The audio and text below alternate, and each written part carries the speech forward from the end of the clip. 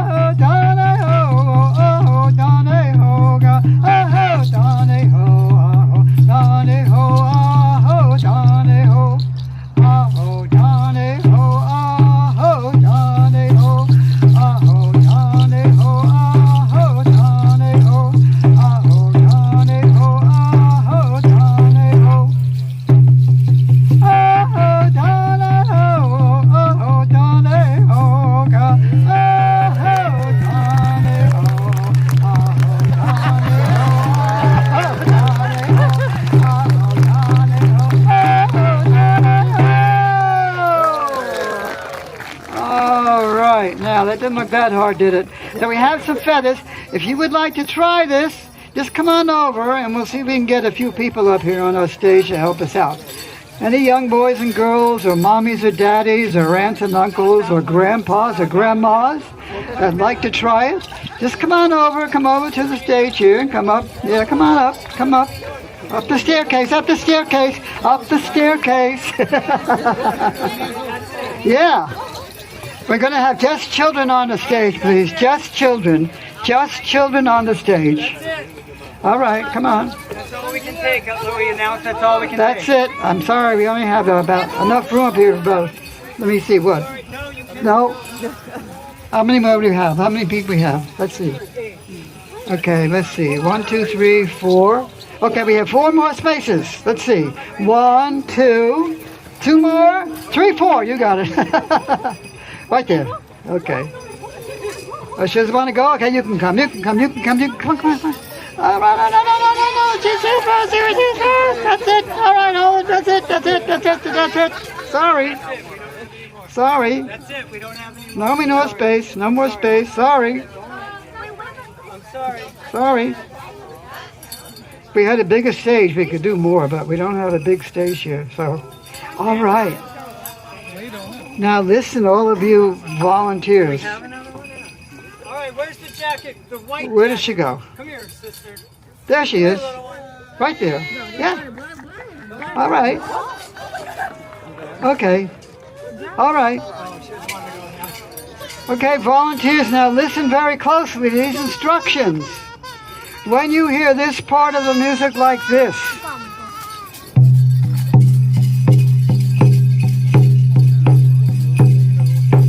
that's when you dance around your feather. You have to dance around your feather, just like you saw a shooting star and tail feather do, okay? Then when you hear this part of the music like this, that's when you go down and pick the feather up. Now remember, when you go down and pick the feather up, you must pick the feather up with your mouth. And when you go down and pick it up, you are not allowed to put your hands on the ground. You are not allowed to put your knees on the ground. You're not allowed to put your elbows on the ground. Got all that? Yes? Good. Okay, so you're going to dance around the feather. He lost his hat there. You want to pick it up? Okay. First, we dance around the feather. Here we go. Oh, Johnny, oh, Johnny, oh, Johnny, oh, Johnny, oh, Johnny, oh, Johnny, oh, Johnny, oh. Okay, now get ready. We're going to go down and pick the feather up. Here we go. Oh, Johnny, oh, Johnny.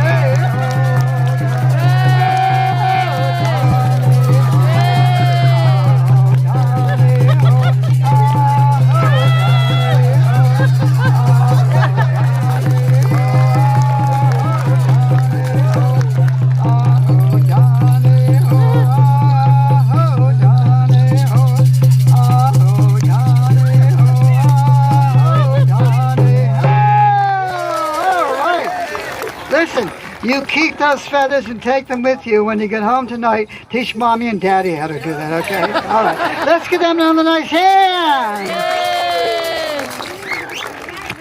This particular dance was last for about 2 or 3 days. The women are the ones who dance, not the men, not the warriors. The women come out first, and they dance, again, for their people who have been in the armed services, the armed forces. And they dance for 2 days, and then finally at the very end, then the men come out and they dance. But it's something that is very traditional among the Western people, and it's a tradition which is still carried on today. We talk about the dances we're doing here. We did the Robin dance for you from the Iroquois people. They still do that dance in a longhouse today around about around March or April when springtime is coming. So these dances are done today. They have an origin that goes back hundreds of years perhaps, but this is something that has been handed down to us from one generation to another generation, and we still do these dances today. So this is not something that is dead and gone. This is something which is very much alive. And I want to just say that too. The Native American culture is very vibrant, very much alive today. Although we've gone through a great many hardships over many, many years, music and dance has always been part of who the Native American people are. And we always enjoy the opportunity to come and share some of that with you. So we're going to take a short intermission now. Please, during the intermission, get around to see some of our people here, brought their crafts, and we have some food over there. We'll be back very shortly with the second part of our program for this afternoon. Thank you very much.